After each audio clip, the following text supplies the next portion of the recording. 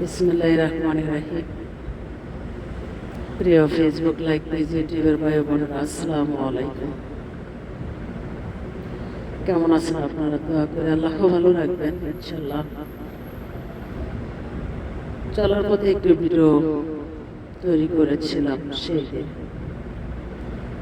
তো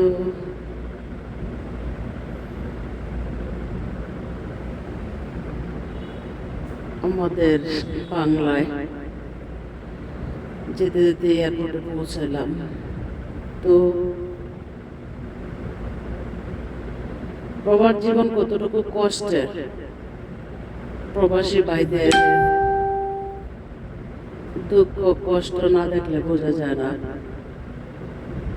কিন্তু এয়ারপোর্টে যখন গেলাম, অনেক ভাইদের চোখের পানি দেখলাম, বিমানে বসেও দেখলাম। আসলে তারা মা বাবা ভাই বোন বউ বাচ্চা আদরের সবকিছু ফেলে প্রবাস জীবন পাড়ি দেয়, 2 টাকা ইনকাম করে সংসার সুন্দর রাখার জন্য।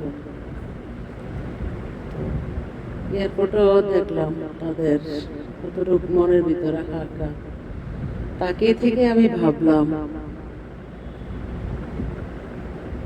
এই ভাইয়েরা প্রবাস যাচ্ছে, ছুটিতে মনে এসেছিল, এখন রওনা হচ্ছে।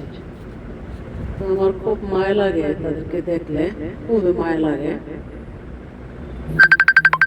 তো জানি না